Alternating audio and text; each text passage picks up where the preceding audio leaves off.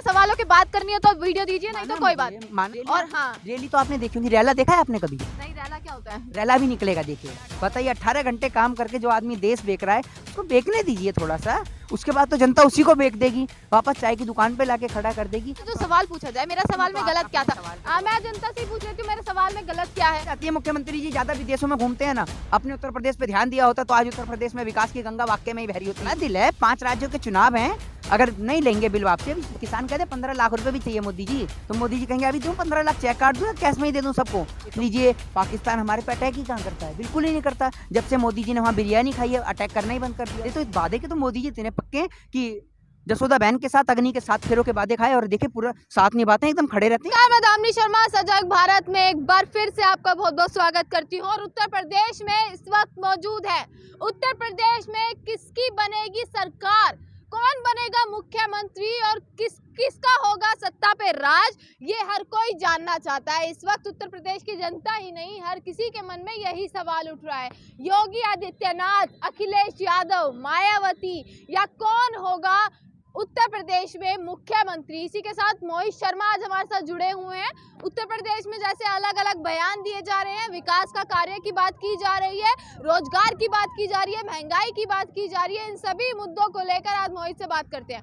उत्तर प्रदेश में 3 महीने रह गए हैं चुनाव को, और 3 महीने में अब अलग अलग चीजें सामने आ रही है। जैसे एम्स का उद्घाटन करने के लिए गोरखपुर आज गए हैं, आप लोग कहते हैं कि अस्पताल नहीं बनवाए, तो फिर ये एम्स की बात कहाँ से आई है?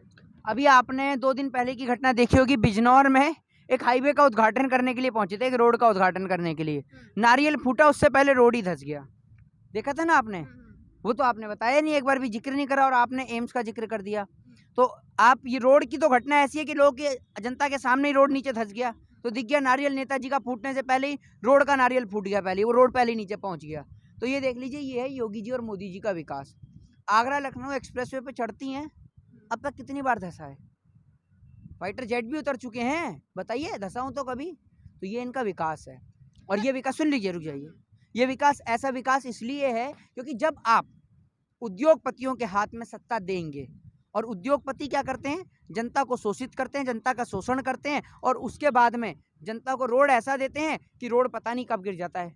जितनी बार इस देश में सरकार नहीं गिरी ना भाजपा के, उतने बार रोड गिर जाते हैं। भाजपा की बनाई हुई कोई भी चीज़ हो, चाहे सत्ता हो, सरकार हो, चाहे रोड हो, सब गिर जाती है। और आपकी बार आप देखिएगा उत्तर प्रदेश में भाजपा की सरकार भी गिरेगी। अच्छा, तो 15-20 दिन में ही हमने इतनी सारी चीजें देख लिया। पहले पूर्वांचल जो एक्सप्रेसवे है, वहाँ की चीजें सामने आई, फिर जेवर इंटरनेशनल एयरपोर्ट की चीजें सामने आई, जहाँ पर कहते हैं कि चीन की फोटो लगा दी थी जेवर इंटरनेशनल गलती हो एयरपोर्ट। जाती है, गलती हो जाती है। मुख्यमंत्री जी इतने पढ़े लिखे हैं, प्रधानमंत्री इतने पढ़े लिखे हैं, चीन अमेरिका आना जाना लगा रहता है, गलती हो जाती है कभी कभार। गलती को आप नजरअंदाज करिए। अभी देखिए, गलती तो योगी जी से हो गई एक बार भी, देख रहे हैं ना आप, नया ट्रेंड लिया, बेचारे मोमबत्ती से पूजा कर रहे हैं। मोमबत्ती से पता नहीं कौन पूजा करता है, हमारे धर्म में तो मोमबत्ती से पूजा होती नहीं है। मोमबत्ती तो वहाँ क्रिश्चियनों के यहाँ जलती है, चर्च में, हमारे यहाँ तो जलती नहीं है मोमबत्ती। आपके यहाँ जलती है तो बता दीजिए। तो गलती हो जाती है। मुख्यमंत्री जी ज्यादा विदेशों में घूमते हैं ना, अपने उत्तर प्रदेश पे ध्यान दिया होता तो आज उत्तर प्रदेश में विकास की गंगा वाकई में ही बह रही होती है, लेकिन यहाँ तो गंगा जी में लाशें मिलती हैं और कुछ नहीं मिलता। आप कह रहे हैं कि विदेशों में घूमते हैं, विदेशों में जैसे मोदी जी घूमते हैं और डंके भी बजते हैं, कहते हैं देश विदेशों में डंके बजते हैं, हर कोई जानता है, इतना भव्य बिल्कुल, स्वागत अरे होता है कैसी मोदी जी बहुत का। भव्य, इतना भव्य स्वागत होता है। हमारे प्रधानमंत्री जी आते हैं और उनको लेने के लिए कोई नहीं पहुंचता, कितना भव्य स्वागत है, छतरी लेके खुद ही उतरते हैं, है ना? तो कितना भव्य से स्वागत है। यही मोदी जी, नहीं कुछ ही तस्वीर नहीं, मोदी जी का डंका बज रहा है विश्व में। अभी आप देख लीजिए, पाकिस्तान हमारे पे अटैक ही कहाँ करता है? बिल्कुल ही नहीं करता। जब से मोदी जी ने वहाँ बिरयानी खाई है, अटैक करना ही बंद कर दिया उसने। समझ रहे हैं ना? इतना डरता है मोदी जी तो पाकिस्तान की। अब मुझे लगता है सरहद से सारे सैनिकों को हटा दिया जाएगा, सिर्फ नरेंद्र मोदी जी की फोटो लगा दी जाएंगी सरहद पे, इतना फर्क डरता तो है। पड़ता है ना, लाल आंख और 56 इंच का सीना। बिल्कुल, अरे कैसी बात कर रही हैं, पूरा फर्क पड़ता है। लाल आँख का इतना फर्क पड़ रहा है, इतना फर्क पड़ रहा है कि मोदी जी को लाल आँख देख के तो आप ये समझिए पूरा चाइना कांप रहा है। चाइना ने हमारी जमीन पे कैप्चर थोड़ी करा, कौन कहता है चाइना ने जमीन कब्जा करी है?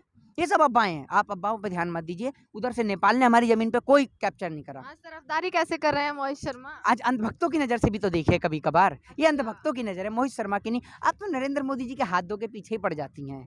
बेचारे क्या क्या करें, इतना देश बेच रहे हैं आप। 18 घंटे काम करते हैं और देश के विकास में लगे हुए हैं। बताइए 18 घंटे काम करके जो आदमी देश बेच रहा है उसको बेचने दीजिए थोड़ा सा, उसके बाद तो जनता उसी को बेच देगी, वापस चाय की दुकान पे लाके खड़ा कर देगी। हिंदू मुस्लिम एक है, ये बीच में एक चाय वाला घुस गया जो जनता को बांटने का काम कर रहा है, और जनता इस चाय वाले को भी भगाना चाहती है वापस से। अच्छा, मोदी जी की और योगी जी की आप देख रहे हैं उत्तर प्रदेश में जैसे चुनाव आ रहा है, रैलियां हो रही हैं और दोनों इकट्ठे जो हैं नजर आते हैं साथ में। और हाँ, रैली तो आपने देखी होगी, रैला देखा है आपने कभी? नहीं, रैला क्या होता है? रैला भी निकलेगा, देखिएगा। अच्छा, कैसे? रैला होता है जुलूस।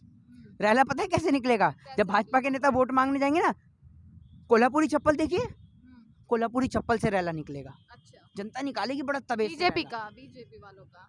बीजेपी वालों का ही निकालने का सोचा है रैला तो। अच्छा, बिल्कुल BJP निकालेगी वालों का। रैला। अच्छा, मैं कह रही थी कि जो रैली होती है उनमें वादे किए जाते हैं और ये कहते हैं कि भैया जो लाल टोपी वाले हैं या जो विपक्ष है, सारा नाश जो सत्यानाश हो रखा है वो उनकी वजह से हो रखा है। जितना भी कार्य हमने तो चीजों को सुधारा है अपने प्रदेश में। इतना सुधारा है, वादे के तो मोदी जी इतने पक्के हैं कि जसोदा बहन के साथ, अग्नि के साथ फेरों के वादे खाए, और देखिए पूरा साथ निभाते हैं, एकदम खड़े रहते हैं। वो तो वादे उनकी पूरे पर्सनल लाइफ है ना, उस तो पे मैं क्यों जा रहा तो कुछ कह ही नहीं रहा हूँ। मैं तो कह रहा हूँ वादे के नरेंद्र मोदी जी इतने पक्के हैं कि आप देख लीजिए 2 करोड़ रोजगार मिल चुका है युवाओं को। मोदी जी वादे के इतने पक्के हैं कि आज आप यहाँ ऑस्ट्रेलिया में खड़े होकर, यहाँ 100 स्मार्ट सिटी में से एक स्मार्ट सिटी पे खड़े होकर आप इंटरव्यू ले रही हैं जहाँ पर कूड़े की बदबू आ रही है। कितना बढ़िया वादा पूरा कर रहे हैं नरेंद्र मोदी जी, और इससे बढ़िया क्या वादा पूरा होगा? वादे पूरे हुए तभी तो आपके खाते में 15 लाख आए, मेरे खाते में भी 15 लाख आए।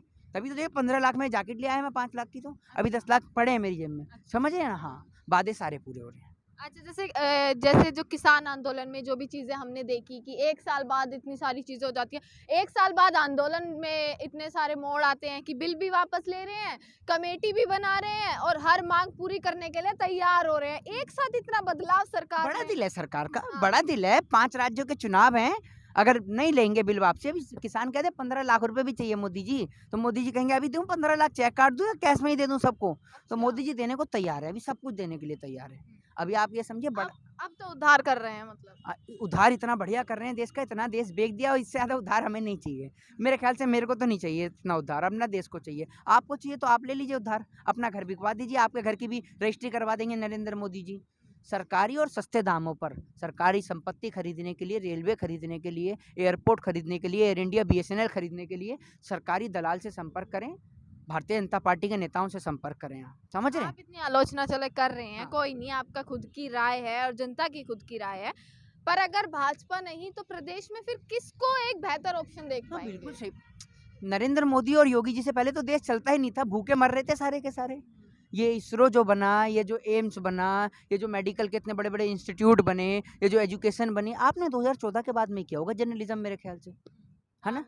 2014 के बाद ही क्या, आपका जन्म भी तभी हुआ होगा, आपने 12th भी 2014 में ही करी होगी। इतिहास तो सबने पढ़ा है ना। नहीं, 2014 में आपने 12th करी होगी, 2014 में नर्सरी में एडमिशन लिया होगा, और 14 के बाद मेरी 12th या मेरी ग्रेजुएशन छोड़ दीजिए आप अपना। नहीं, आपकी आपसे जो सवाल पूछे जाए उस पर जो है वो रही है। आप मेरी क्लास टीचर हैं, आप मेरी क्लास टीचर हैं, जो आप सवाल पूछेंगी उसी सवाल का जवाब तो देंगे। आप भी मेरे वो नहीं है, जज नहीं है जो जज जब जज नहीं है तो हम तो आपसे सीधा बोल रहे हैं, आपने कहा ना 2014 के बाद में आपको विकास सहन क्यों नहीं होती है अपनी बातें? मेरा केवल सवाल है कि आपसे सवाल करना, आपसे अपनी बातें ही सहन नहीं होती है। मैं आपसे सिर्फ इतना सा पूछ रही हूँ कि 2014 के बाद जो चीजें हुई हैं और 2014 से पहले जो चीजें हुई हैं, कंपेयर हर सरकार कर रही है कि हमने ये किया, हमने ये किया, तो कौन बेहतर ऑप्शन हो सकता है? जनता किसको चुनेगी? आपको जनता जब देखना पसंद करती है जी। तो आप क्या बोलेंगे जनता को कि ये बेहतर ऑप्शन हो सकता जनता हमें देखना पसंद करती है, लेकिन आपको सुनना भी नापसंद करती है। सुन लीजिए, अब सुनिएगा आराम से, ठीक है ना? मैं आपको बता दूं, आप कंपेयर के आप अपने अंदाजा, आपके पास कॉमन सेंस है? बताइए। अरे आपका हाँ या ना बताइए, अब इतना बड़ा मुझे भाषण मत दीजिएगा। आप पत्रकारों पर क्यों आते हैं? आप पत्रकारों पर क्यों आते हैं? अब आपसे अगर जो आप- सवाल पूछा जाए, मेरा सवाल में तो गलत क्या अपने था? सवाल का मैं जवाब दो। जनता से ही पूछ लेती हूँ, मेरे सवाल में गलत क्या है? आप आप- बता तो दीजिए। मैं तो जो आप आप में- इतनी बदतमीजी से हमेशा कैमरे के भाई सामने लो, आके भाई महिला लो। पत्रकारों से बदतमीजी भाई करते लो, हैं। मैंने कौन सी आपको गाली दे दी? मैंने कौन सा आपके लिए तो अपशब्द आपसे कह जो दिया? सवाल किया उस पे बात कीजिए ना। ग्रेजुएशन, 12th या post graduation science, common sense की बात आप यहाँ मत कीजिए। सवालों की बात करनी है तो वीडियो दीजिए, नहीं तो कोई बात नहीं। माना मुझे नरेंद्र मोदी जी को कुछ गलत कहने पे आपको दिक्कत होती है, और इतनी राहुल दिक्कत गांधी जी होती को है। कुछ कह देंगे तो आपके भी दिल में बड़ी आग लगती है, ये भी मत भूलिए। भाई राहुल गांधी जी को आप क्यों कहेंगे भाई? कन्हैया राहुल कुमार गांधी की जी तरह को क्यों आप भी, कहेंगे? जनता सुन कहती है लीजिए। कन्हैया कुमार की तरह आप भी कहीं ना कहीं जो है कांग्रेस से ना जुड़ जाए आगे आप जाके। राहुल गांधी जी को, अखिलेश यादव को, मायावती जी को, असदुद्दीन ओवैसी जी को, या किसी को भी क्यों कहेंगे? वो विपक्ष में बैठे हैं, आप विपक्ष के नेताओं को कहेंगी? अरे हम किसी को क्यों कहेंगे? हम आप जब कह रही हैं ना। पत्रकारिता कर रहे हैं, हम तो मैं सवाल आपसे एक उनके भी सवाल है, अरे पूछेंगे। रुक तो लीजिए। सवाल आपने सुना, वीडियो आप अरे रिवाइंड रुक करके तो लीजिए, देखिएगा, रुक तो सवाल सुन लीजिएगा। लीजिएगा। हाँ, जब सवाल वीडियो सुन लिया डलेगी। मैंने। सवाल सुन लीजिएगा, वीडियो आप एडिट अब आप मुझे बहस मत मैं बता कीजिए, रहा हूं, मैं वीडियो आपको ऐसे की ऐसी ही डलेगी, आपने मेरी बहस बात मत तो कीजिए, सुनी, मुझे मेरी बस बात तो इतना सुनी। बता दीजिए कि मैं क्या सवाल है। मैं सुन चुका हूँ मैं आपका। बोलो। मैं आपसे एक बात पूछता हूँ कि आपके पास, मैंने आपसे सिर्फ इतना पूछा, आपने राई का पहाड़ बना दिया। मैंने पूछा आपके पास कॉमन सेंस है, आप कह देती है मेरे पास कॉमन सेंस, बात खत्म हो जाती। मैं आपसे एक चीज पूछता हूँ, 1947 को ये देश आजाद हुआ, 15 अगस्त 1947 को, तब से लेकर आज तक इतनी सारी सरकार आई, माननीय वाजपेयी जी का भी शासन आया भारतीय जनता पार्टी से जो थे, और भी तमाम सरकारें आई, लेकिन किसी के राज में इतने सारे किसानों ने कभी भी शहीद होने का काम नहीं किया। 650 से ज़्यादा किसान शहीद हुए, इतना बड़ा आंदोलन चला, 1 साल से ज़्यादा ये आंदोलन चला, तो ये नरेंद्र मोदी जी के राज में चला। पहली बार इस देश के अंदर विधानसभा के बाहर लाठी और डंडे से विधायकों को बुरी तरीके से मारा गया। पहली बार इस देश के अंदर जब देश के युवा रोजगार मांगते हैं तो उन्हें बुरी तरीके से मारा जाता है। पहली बार इस देश के अंदर इतने बड़े लेवल पर हिंदू और मुस्लिम के जातिवाद के दंगे जो आए दिन होते रहते हैं। मैं सरकार से सीधा सवाल पूछता हूँ, क्या मथुरा और काशी आज ही आया है, आज ही बना है मथुरा काशी? मथुरा काशी तो आप भी पहले से देख रही हैं, तो 4.5 साल से सरकार सो रही थी जो मथुरा और काशी की याद नहीं आई। 4.5 साल से क्या जनता को एम्स की जरूरत नहीं थी? 4.5 साल से जनता को स्कूलों की जरूरत नहीं थी? 4.5 साल से देश के युवाओं को रोजगार की जरूरत नहीं थी? जो सरकार जो है देश की जनता को जो है हिंदू और मुस्लिम में उलझाने में लगी रही थी। मतलब ये भी एक एजेंडा है ना, जो एजेंडा ये- तैयार हो गया और अब ये चलता एजेंडा रहेगा। जनता का माइंड फिक्स कर दिया जाता है पाकिस्तान की ओर। ये जो मैंने आपको इतना सारा कॉन्सेप्ट जो एक मजाक के थ्रू मैंने आपको बताया, असल में मजाक का नहीं, एक बहुत सीरियस विषय है। आज हमारे देश को हम किस ओर लेके जा रहे हैं? हमारे देश की क्या छवि हो गई है? हमारे देश को सीज फायर तोड़ने वाला पाकिस्तान जो आए दिन हमारे देश के जवानों को गोली मारता है, उस पाकिस्तान के यहाँ बैठ के हमारे देश के प्रधानमंत्री जी बिरयानी खाते हैं, उस पाकिस्तान को बधाई देते हैं, उस पाकिस्तान के अंदर जिन्ना की मजार पे जाके फूल चढ़ाने का काम भारतीय जनता पार्टी के नेता करते हैं।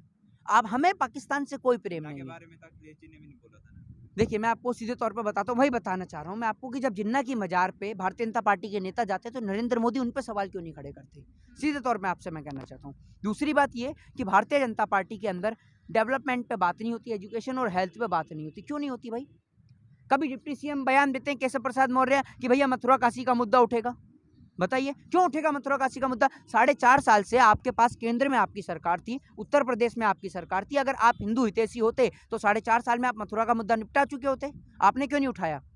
जबकि असल में जनता जो है वो हिंदू मुस्लिम के मसले में उलझना ही नहीं चाहती। जनता समझ चुकी है, जनता को डेवलपमेंट चाहिए। आप एक पत्रकार हैं, आपका भाई होगा या आपके और भी लोग होंगे, कभी भी आप भी सोचेंगे, अगर आपका भाई होगा खुद का, तो अगर आपका भाई एमए पढ़ के आया तो आप कभी नहीं सोचेंगे कि आपका भाई चाय बेचे। आप चाहते हैं कि आपके भाई को रोजगार मिले, बेहतर रोजगार मिले। हर माँ बाप चाहते हैं, आपके हर एक माँ बाप चाहते हैं कि उसका बच्चा अगर पढ़ रहा है लिख रहा है तो उसको रोजगार मिले। भाई चाय बेचने के लिए कोई डिग्री की जरूरत नहीं है मेरे ख्याल से, ठीक है ना? तो माँ बाप क्यों अपना इतना पैसा वेस्ट करेंगे? अगर उनके बच्चों को चाय ही बेचनी है तो इतना पैसा क्यों वेस्ट करेंगे? तो देश की जनता को इतने बड़े प्रोपोगेंडा में ना उलझाकर उनको एक ही राजनीति करवाई जाए, और वो ये है कि शिक्षा पे, स्वास्थ्य पे, एजुकेशन पे, हेल्थ पे, डेवलपमेंट पे, इन चीज़ों पे बात करी जाए। हम वोट देंगे सरकार को, और अगर वादे करें, मैनिफेस्टो लीगल करें तो वोट भी मिलेगा। जी चलिए, तो देखिए ये थे मोहित शर्मा, और बातें सुन ली आपने, काफ़ी सारी चीज़ें रही हैं, और हर किसी का जितना भी सर्वे अब तक हमने किया है, हर किसी का यही कहना है। एक तो महंगाई सबसे बड़ा अहम मुद्दा है, दूसरा रोजगार। आज युवा बेरोजगार है और युवा की सिर्फ केवल एक ही आवाज़ है कि हमें रोजगार मिले। जो रोजगार के वादे किए जाते हैं वो कहीं ना कहीं पूरे होने चाहिए, और इन्हीं मुद्दों को देखते हुए अब जो है उत्तर प्रदेश की जनता जो है वो चुनाव में वोट देगी, और देखते हैं कि आखिरकार क्या होता है उत्तर प्रदेश के चुनाव में। उत्तर प्रदेश में लगातार हम लोग निकल चुके हैं, लोगों की राय जान रहे हैं कि क्या क्या समस्याएं उनकी भी आ रही हैं, और क्या क्या विपक्ष पार्टी से चाहती है, और क्या क्या काम जो है इस सत्ता में, इस सरकार में हुआ है। इसी के साथ आपको दिखाती रहूंगी हर खबर। देखते रहिएगा सजग भारत।